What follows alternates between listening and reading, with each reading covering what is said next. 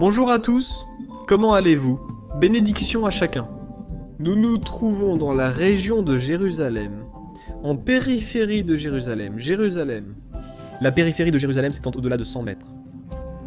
À seulement 100 mètres de la vieille ville de Jérusalem. C'est tout.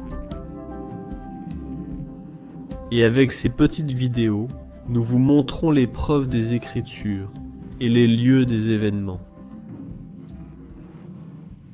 Ici, derrière nous. Il y a des vestiges qui ne sont plus utilisés aujourd'hui dans ces lieux. Au moins, cette partie n'est pas utilisée, mais ce qui se trouve derrière l'est encore. Par exemple, ceci que nous avons ici.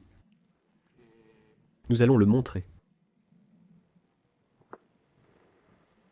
On nous dit que c'était la tombe des fils de Hetsi, et que c'est un monument de Zacharie. C'est ce que nous avons écrit selon l'archéologie. On observe une autre construction là-bas, entièrement taillée dans la roche. Si nous venons d'ici. Maintenant, il n'est pas trop tard, nous avons encore de la lumière. Mais quand le soleil se couche ici, il fait vraiment sombre, pas seulement sombre. En hiver, ici, il fait très froid, un vent fort souffle ici, et il n'y a vraiment personne, en définitive. Ce n'est pas un endroit avec une promenade piétonne, un centre commercial, ce n'est pas non plus un lieu où tout le monde veut venir se promener. Même les romantiques les plus amoureux n'emmèneraient n'est-ce pas leur petit ami ici. Parce qu'en plus, c'est un cimetière. Oui, bien sûr, c'est Oulaï. Certains l'utilisent juste comme un petit raccourci pour gagner du temps. Exactement. Mais en réalité, c'est un cimetière, et les cimetières, qu'on les aime ou non, ne sont pas des endroits agréables où tout le monde veut parfois être. On ne veut pas rester longtemps dans les cimetières. On y va, on reste un moment, c'est tout, rien de plus. Nous allons entrer ici pour voir ce que nous trouvons. Il fait jour. Nous allons entrer pour voir ce que nous trouvons. Alors, vous êtes prêts à entrer pour voir l'intérieur de ces antiquités? Allons-y, toi d'abord, on va entrer.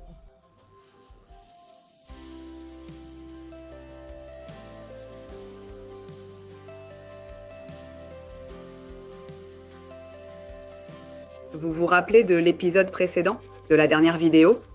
Des preuves dont nous avions parlé à propos d'un mot qui avait un rapport avec la tombe et qu'on n'arrivait pas à trouver, tu te souviens?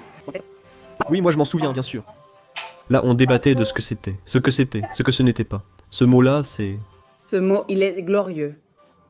Gluskemaot, qui serait un ossuaire. Oui, c'est comme une petite boîte, une sépulture.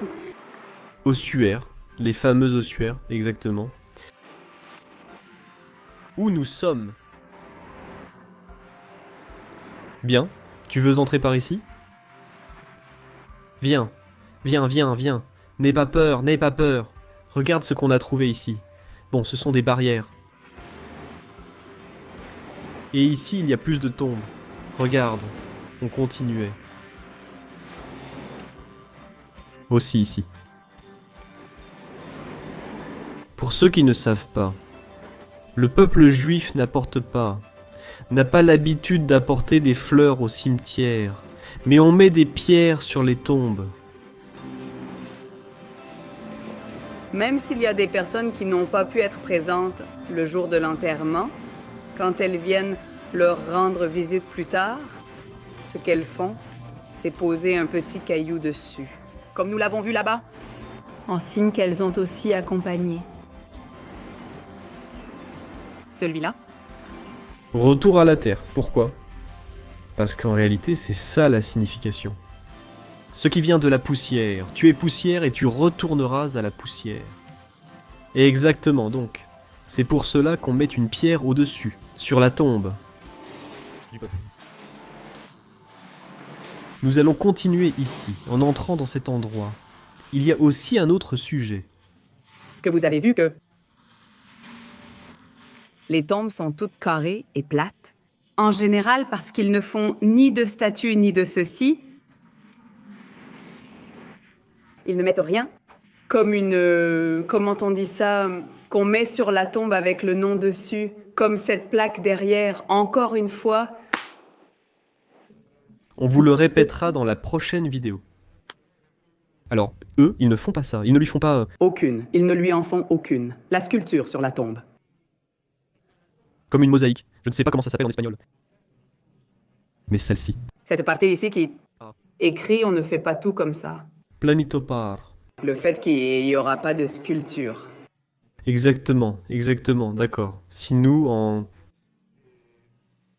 réalité, si vous aviez l'image que nous avons maintenant, que nous allons montrer, on aurait l'impression d'être dans une maison romaine.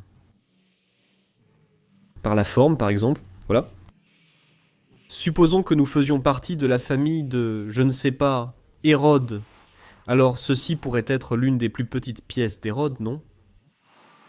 Avec un balcon comme celui-ci, on sortirait, et on verrait tout le village juste en dessous. Bien sûr, on ne fait qu'imaginer cela, car en réalité, cela n'a rien à voir avec les Romains. Ceci est une tombe! Exactement. C'est-à-dire, à l'époque, ils ont copié cela, mais ce n'est pas...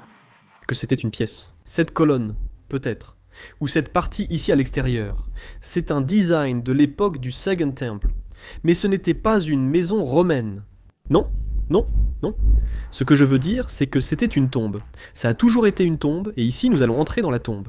Vous allez dire, mais comment allez-vous entrer? Les prêtres ne devront pas marcher sur les morts, ou là où il y a des morts, n'est-ce pas? Mais bon, vous savez que ce que nous voulons faire, c'est vous montrer les cas en droit de la Bible. Et voyons, voyons, voyons. Voyons, voyons. Là.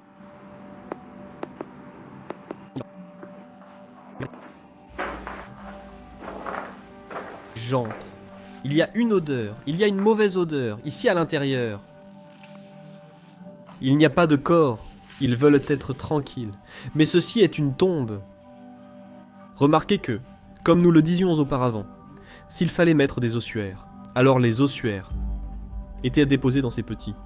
Mais d'abord, on mettait le corps, et le corps était enveloppé comme dans des tissus, comme une momie.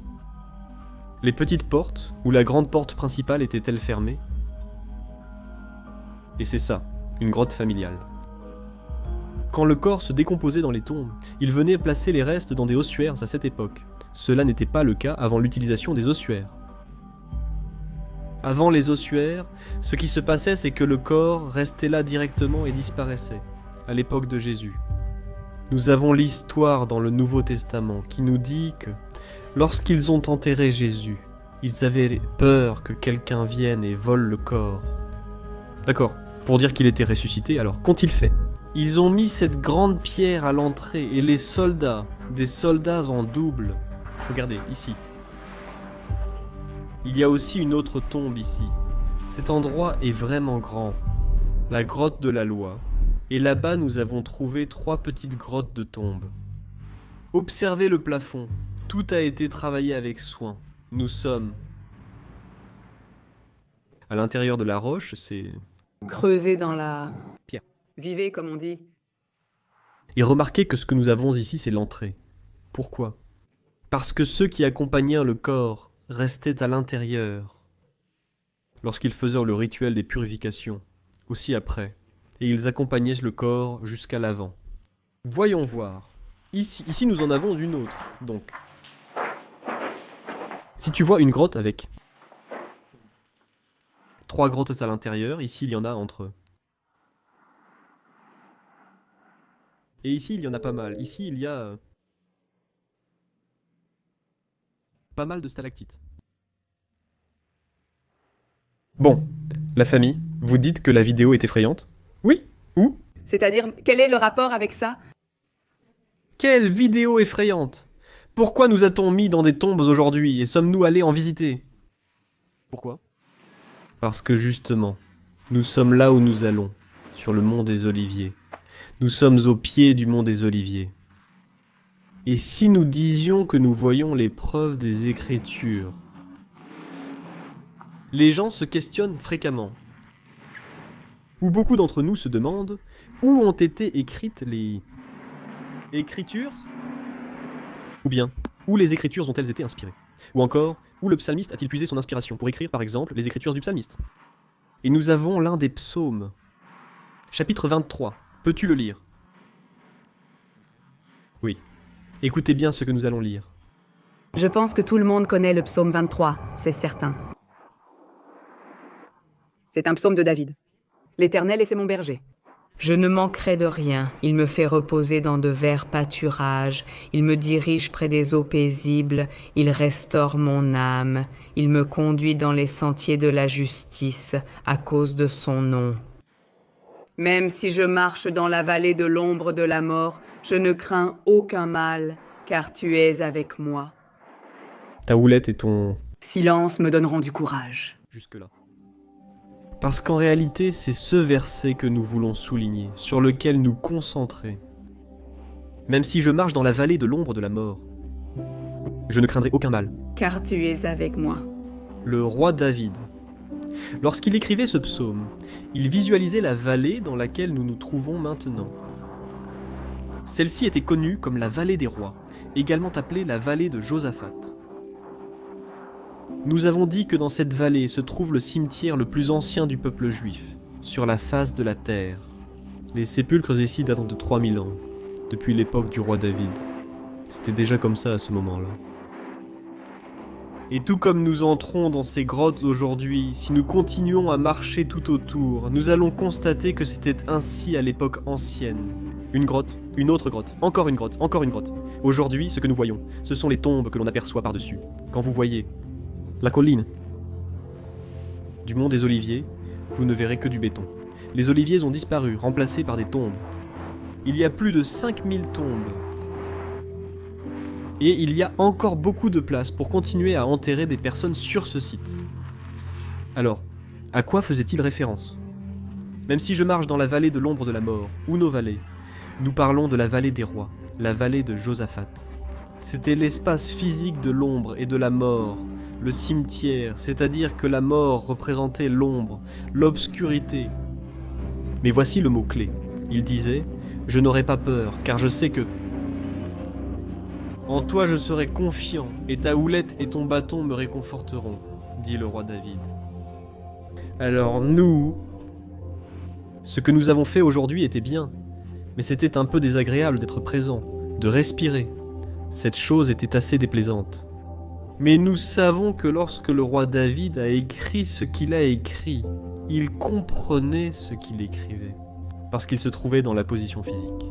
D'un endroit sombre, d'un endroit laid, d'un lieu de mort, l'endroit sentait la mort et c'était un lieu d'obscurité. Donc simplement pour nous rappeler à nous-mêmes, et vous rappeler à vous, même si nous sommes aujourd'hui, et que tout autour soit la mort, soit l'ombre, soit l'obscurité, soit... Des problèmes non résolus. Des choses qui ne se relèvent pas, des choses qui ne voient pas le jour, il n'y a pas de vie. Même si je marche dans la vallée de l'ombre et de la mort, je ne craindrai aucun mal, car je sais que tu seras avec moi, famille. Bénédiction Shalom depuis Israël, une fois de plus, dans ces petites vidéos courtes montrant les preuves des lieux de la Bible où tout cela s'est passé. Au revoir, bénédiction.